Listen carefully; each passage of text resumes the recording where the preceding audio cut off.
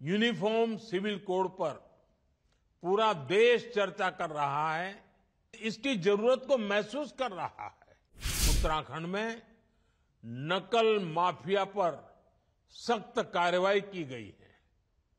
अब प्रदेश में पूरी पारदर्शिता और समय से भर्तियां हो रही हैं। 9 का अंक बहुत ही शुभ माना जाता है, शक्ति का प्रतीक होता है।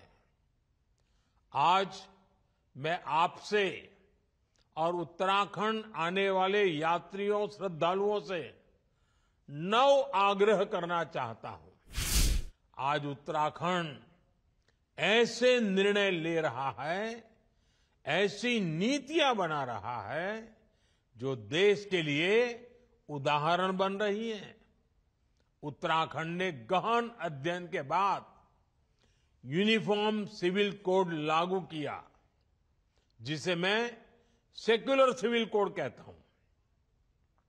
आज यूनिफॉर्म सिविल कोड पर पूरा देश चर्चा कर रहा है, इसकी जरूरत को महसूस कर रहा है। उत्तराखंड सरकार ने प्रदेश के युवाओं का भविष्य सुरक्षित करने के लिए नकल विरोधी कानून लागू किया। उत्तराखंड में नकल माफिया पर सख्त कार्रवाई की गई है। अब प्रदेश में पूरी पारदर्शिता और समय से भर्तियां हो रही हैं। ऐसे कितने ही कार्य हैं जिनमें उत्तराखंड की सफलता दूसरे राज्यों के लिए उदाहरण बन रही है। साथियों, आज 9 नवंबर है। 9 का अंक बहुत ही शुभ माना जाता है, शक्ति का प्रतीक होता है। आज मैं आपसे और उत्तराखंड आने वाले यात्रियों, श्रद्धालुओं से 9 आग्रह करना चाहता हूं। 5 आग्रह उत्तराखंड के लोगों से और 4 आग्रह यात्रियों, श्रद्धालुओं से। साथियों, आपकी बोलियां काफी समृद्ध है। गढ़वाली, कुमाऊनी, जौनसारी, ऐसी बोलियों का संरक्षण बहुत जरूरी है। मेरा पहला आग्रह है कि उत्तराखंड के लोग अपनी आने वाली पीढ़ियों को जरूर ये बोलियां सिखाएं।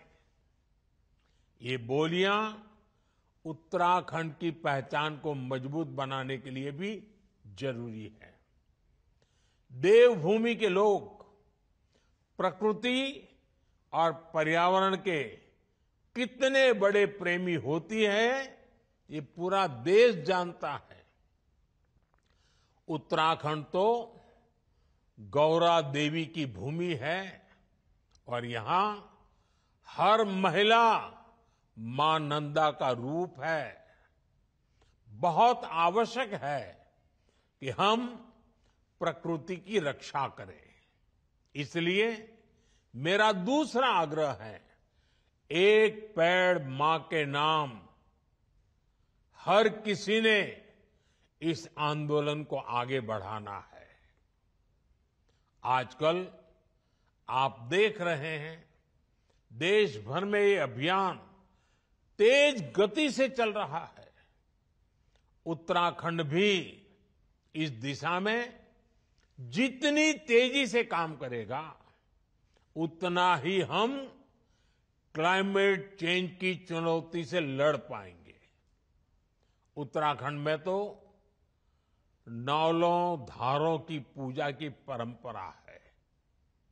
आप सभी नदी नालों का संरक्षण करें, पानी की स्वच्छता को बढ़ाने वाले अभियानों को गति दें। ये मेरा आपसे तीसरा आग्रह है। मेरा चौथा आग्रह है, अपनी जड़ों से जुड़े रहें।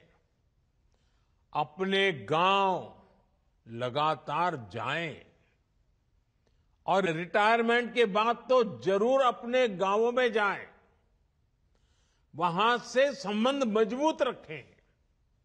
उत्तराखंड के लोगों से मेरा 5वां आग्रह है, अपने गांव के पुराने घरों, जिन्हें आप तिबरी वाले घर कहते हैं, उन्हें भी बचाएं।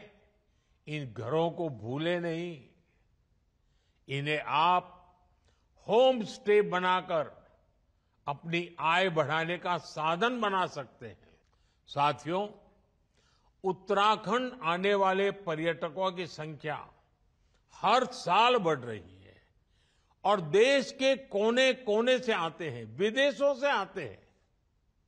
मैं आज सभी पर्यटकों से भी 4 आग्रह करूंगा। पहला आग्रह है, जब भी आप हिमालय की गोद में पहाड़ों पर घूमने जाएं, स्वच्छता को सर्वोपरि रखें। इस प्रण के साथ जाएं कि आप सिंगल यूज प्लास्टिक का इस्तेमाल नहीं करेंगे। दूसरा आग्रह है, वोकल फॉर लोकल के मंत्र को वहां भी याद रखें। आपकी यात्रा का जो खर्च होता है, उसमें से कम 5% स्थानीय लोगों के द्वारा उत्पादित किए गए प्रोडक्ट खरीदने में खर्च करें। तीसरा आग्रह है, पहाड़ पर जाएं तो वहां के ट्रैफिक नियमों का जरूर ध्यान रखें, सावधान रहें। हर किसी का जीवन अमूल्य है। मेरा चौथा आग्रह है, धार्मिक स्थलों के रीति रिवाजों, वहां के नियम कायदों के बारे में यात्रा से पहले जरूर पता कर ले। वहां की मर्यादा का जरूर ध्यान रखें। इसमें आपको उत्तराखंड के लोगों से बहुत मदद मिल सकती है।